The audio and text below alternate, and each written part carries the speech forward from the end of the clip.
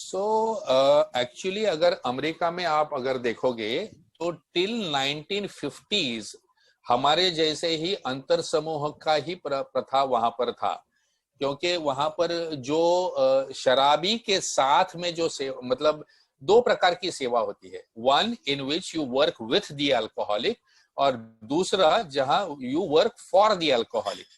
तो working with the alcoholic यानी जिस शराबी को मैं मदद कर रहा हूं वो शराबी को मैं जानता हूं, मैं देख सकता हूं, मैं हाथ लगा सकता हूं, उससे बात कर सकता हूं।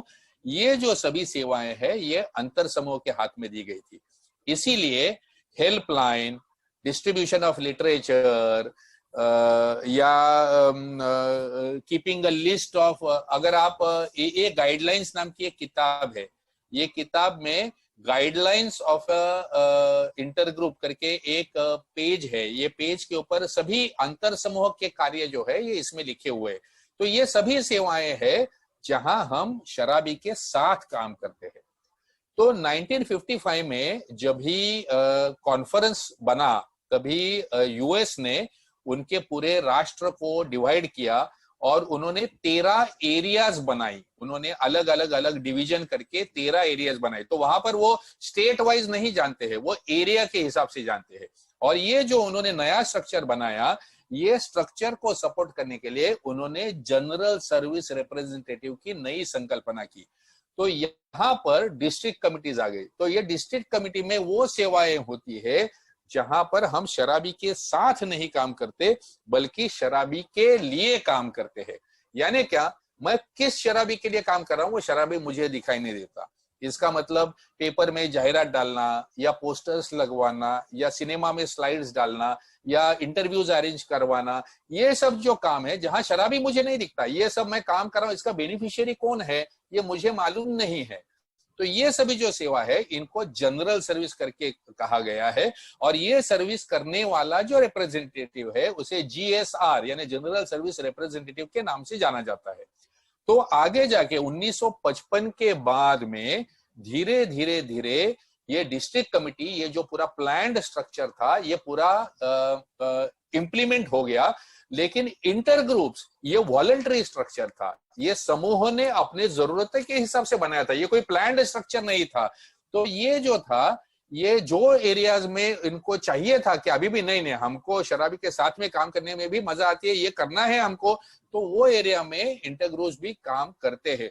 तो इस वजह से अगर आप देखते हो तो आगे का जो सर्विस स्ट्रक्चर है यानी GSR goes to district committee, वहां से जो आगे कमिटी मेंबर जो है वो आगे जाता है और फिर वहां से असेंबली और असेंबली से फिर डेलीगेट, एरिया कमिटी से फिर डेलीगेट। ये जो स्ट्रक्चर जो कॉन्फ्रेंस को सपोर्ट करने वाला स्ट्रक्चर है वो GSR district committee area assembly वाला स्ट्रक्चर है। और एरिया में अपने लोकल एरिया में सेवा देने वाला जो स्ट्रक्चर है वो है इंटर ग्रुप। अब ये जो स्ट्रक्चर है ये अमेरिका का स्ट्रक्चर है, लेकिन ब्रिटेन ने, यूनाइटेड किंगडम ने इस प्रकार का स्ट्रक्चर अडॉप्ट किया कि उन्होंने अपने जो इंटर ग्रुप थे उन्हीं को जनरल सर्विस करने को सिखाया। यानी उनके इंटर ग्रुप में ही कमिटी सिस्टम बनी और इंटर ग्रुप के कमिटीज के जरिए ही working with the alcoholic and working for the alcoholic, ये दोनों प्रकार की सेवाएं उन्होंने करना शुरू कर दिया। और अगर हम भारतवर्ष में देखते हैं तो जब भी हम लोग के पास में ए आई 1957 में और हमारे पास में उसके पहले वाला जो 55-56 में जो सर्विस का लिटरेचर जो आया उसमें जो बताया गया था वो अंतर समूह वाला सिस्टम बताया गया था। तो हम लोगों की शुरुआत हो गई वो अंतर समूह के जरिए हो गई। लेकिन बाद में जो वहां पर जो डिस्ट्रिक्ट कमिटी और एरिया असेंबली और एरिया कमिटी वाला जो स्ट्रक्चर जो यूएस में बना उसके बारे में जानकारी हमको 2000 साल तक नहीं थी।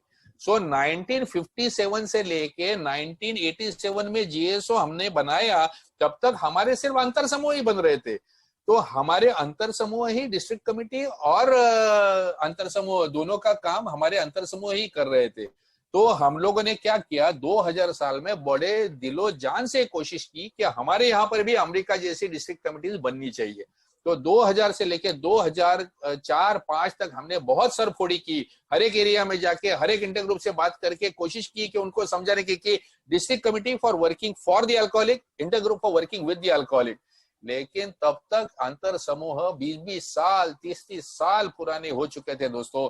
और अभी इट इज वेरी डिफिकल्ट। आप जानते हैं ए में कोई भी चीज को बदली करना इम्पॉसिबल हो जाता है। नई चीज को इंट्रोड्यूस करने के लिए पुरानी संकल्पनाओं को छोड़ने का जो प्रकार है ये बहुत मुश्किल होता है। तो कुछ एरियाज में ये हुआ, जैसे कर्नाटका में बहुत अच्छे तरीके से हुआ, केरला में बहुत अच्छे तरीके से हुआ, लेकिन महाराष्ट्र में बिल्कुल नहीं हो पाया। दिल्ली में थोड़ा बहुत प्रयास हुआ, लेकिन आगे क्या हुआ अभी मैं नहीं जानता हूं। लेकिन अभी भी जो पावर है, जो डेलीगेट्स है, वो इंटरग्रुप को ही दिए जाते हैं।